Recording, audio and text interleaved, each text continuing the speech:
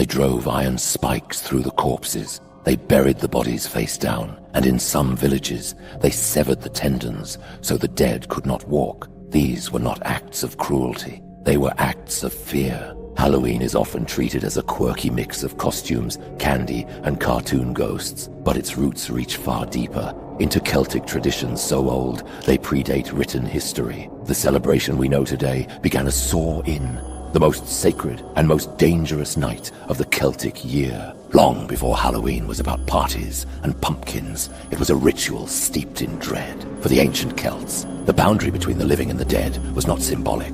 It was a permeable veil, a very real danger.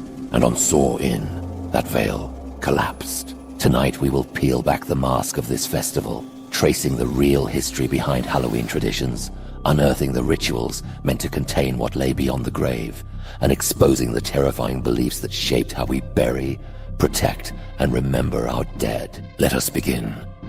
The night the dead walked. What archaeologists discovered in Iron Age burial sites across Ireland, Scotland, and Wales is not consistent with peaceful remembrance. Many bodies were found bound, beheaded, or deliberately mutilated after death. According to archaeologist Miranda Aldhouse Green, these were not isolated acts of violence, but signs of ritual aggression, meant not to punish the living, but to neutralize the dead. So why this fear? Because in the Celtic worldview, the dead were not gone. They walked among us, with grievances, hungers, and unfinished business. And Samhain was their hour. Why ancient cultures feared the dead isn't just a matter of superstition. It reveals something deep within the human psyche, the anxiety that death is not the end and that it can reach back. Halloween and the subconscious are intimately tied in this way. The masks we wear, the fires we light, the stories we tell, they are all strategies to manage that fear. Scholars analyzing this period highlight how the fires of Samhain were not just ceremonial, they were protective. Herds were brought in, harvests were finalized, hearths were extinguished and relit with sacred flame. It was not celebration, it was survival.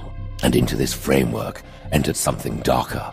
Over time, the line blurred between ancestral spirits and something more malevolent. Creatures, entities, and to face them, terrifying Halloween traditions emerged. Doorways smeared with blood, cursed Halloween objects left outside to draw spirits away, costumes not worn for fun, but as spiritual camouflage.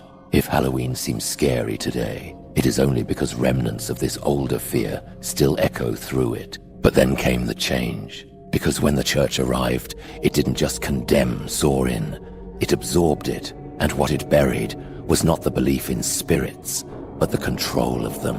In the next chapter, we'll uncover how the church changed Halloween, and why the line between saints and specters was never as clear as they wanted it to be. What if the most sacred nights of remembrance were built on fear, not love? The night the church seized the graveyard. It didn't burn Samhain to the ground. It baptized it. When the Roman Catholic Church expanded into Celtic lands, it faced a dilemma. Samhain was too deeply rooted to erase. So instead of outlawing the festival, the church repurposed it, renaming it All Hallows Eve, placing All Saints' Day on November 1st, and later adding All Souls' Day on the 2nd. The theology changed, but the fear stayed. How the church changed Halloween wasn't a simple act of suppression. It was an act of transformation. Pagan fire rituals became candlelit vigils. Offerings for the dead became prayers. Spirits were reframed as purgatorial souls in need of salvation. But something far older still lingered beneath the surface. Primary sources from the 9th and 10th centuries reflect this tension.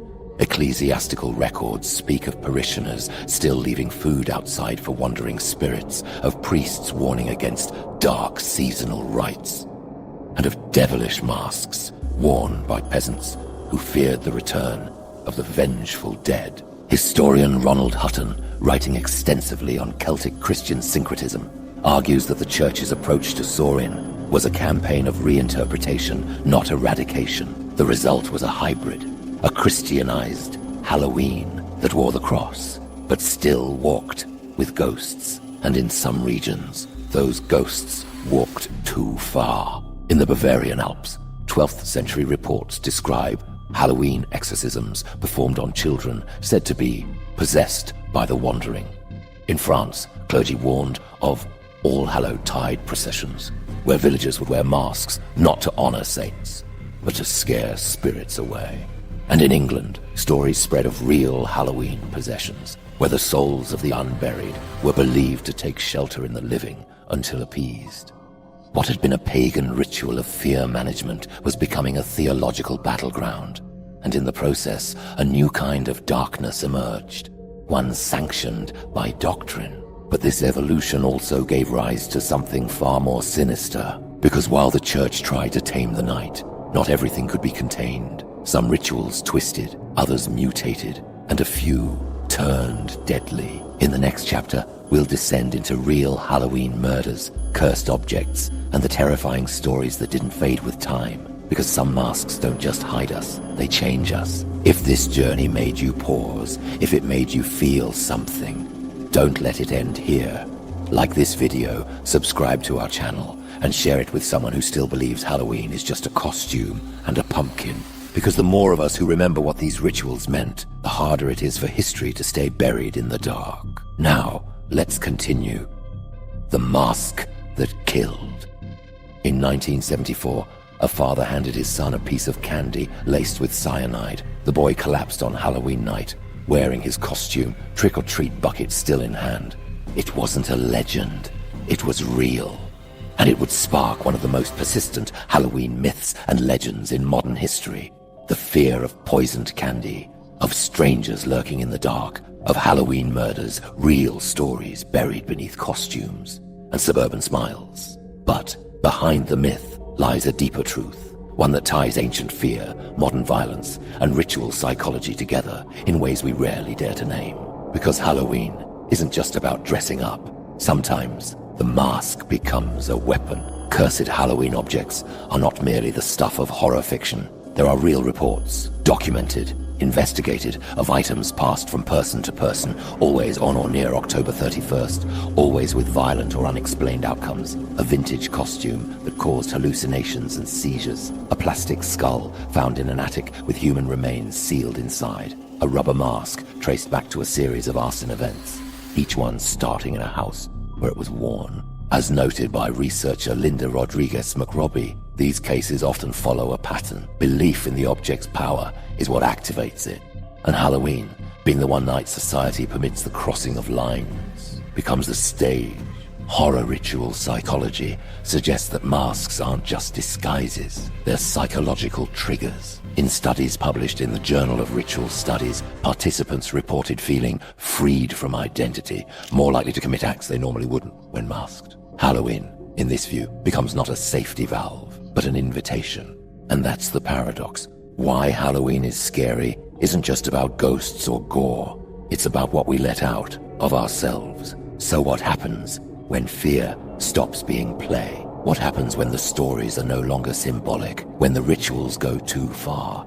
In the next chapter, we'll examine the Halloween rituals gone wrong, the seances that spiraled into psychosis, the games that ended in tragedy, and the exorcisms that left more questions than answers. What if the darkest Halloween story is the one no one meant to tell? Possessed by the season. It was meant to be a game. A group of teenagers gathered around a Ouija board on Halloween night, half serious, half laughing. But when one girl began to speak in a voice that wasn't hers, the laughter died, and it never came back. This isn't an urban legend. It's one of many documented cases where Halloween rituals gone wrong spiraled into chaos, where the line between roleplay and reality dissolved, leaving behind trauma, confusion, and sometimes death. Across cultures, Halloween has always been a liminal night, a psychological pressure point where fear, identity, and belief converge. Real Halloween possessions have been reported in countries as far apart as Mexico, Germany, and the United States. In each case, the pattern echoes. The ritual is light-hearted, the atmosphere playful, until something changes. A voice, a movement, a blackout, then panic. According to anthropologist Felicitas Goodman, ritual states, especially when performed in groups, can induce a powerful trance. She noted that horror ritual psychology often depends less on external forces and more on what the human mind is ready to believe. Halloween, with its heightened symbolism and centuries of fear conditioning, is the perfect trigger. Halloween exorcisms are not just media fabrications. Historical records from the 19th and early 20th centuries describe multiple incidents in rural Europe where children were cleansed after behaving violently or speaking in unknown tongues during All Hallows' Eve. In some cases, they were simply afraid. In others, they bore lifelong psychological scars. But here's the chilling part. It doesn't always take belief in the supernatural for something to go wrong. Sometimes it's just the permission to step outside yourself, the safety of the costume, the darkness of the room, the story you tell. And once you cross that threshold, not everyone finds their way back. In the final chapter, we'll return to the roots and to us. From ancient fires to plastic pumpkins, we'll trace how Halloween became a mirror of our collective fears. What we honor, what we suppress, and what we still carry with us. What if the most terrifying part of Halloween is how much of it we still believe without even knowing? The echoes we still celebrate. We light plastic pumpkins where sacred bonfires once blazed. We knock on strangers' doors in costumes meant to confuse the dead. And we laugh, because to laugh is safer than to remember. But the memory is still there. The dark history of Halloween isn't buried beneath candy wrappers. It's woven into the rituals we've inherited without question. What we call tradition is often survival in disguise. What we call fun was once protection. Why Halloween is scary isn't just about jump scares or spooky stories. It's because the emotional architecture of this night has never changed. We still gather in groups. We still disguise our identities. We still flirt with death. Only now, we do it with party hats and hashtags. Halloween and death culture are inseparable. As noted by cultural historian David J. Skoll, the holiday is the only time of year when society gives permission to confront mortality publicly. But that confrontation is carefully curated, managed through commerce, masked by irony. What began as Samhain, a Celtic ritual to guard against the returning dead, was transformed by the church, twisted by superstition, and finally hollowed out by capitalism. Today, Halloween sells cursed Halloween objects in bulk. It packages real Halloween possessions as clickbait. It turns true horror Halloween into haunted house attractions. Never mind the very real grief and fear those tropes were built on. And yet, something ancient still pulses beneath it all. Because when we put on masks, we feel different. When we walk into the night, pretending not to fear it, some part of us still does. Maybe we always will. So as the sun sets on 31st October and children knock on doors with laughter in their lungs, pause for a moment. Think of the fires, the broken bones, the masked faces. And if you want to see what happens when death, beauty and ritual collide in the modern world, watch our documentary on Madame Lalauries' New Orleans. Behind the glamour of the French Quarter lies a city haunted not just by ghosts, but by rituals gone horribly wrong. From secret societies to locked attic doors, the masks worn there were far more than metaphor. Or step even deeper into the past, where belief in the afterlife wasn't theater, but law. In ancient Egypt's most cursed rituals, we uncovered how burial magic, soul traps, and spiritual warfare shaped one of the most iconic death cultures in history. Some of their rites echo Halloween more than we'd like to admit. Please like, share, subscribe. Good night.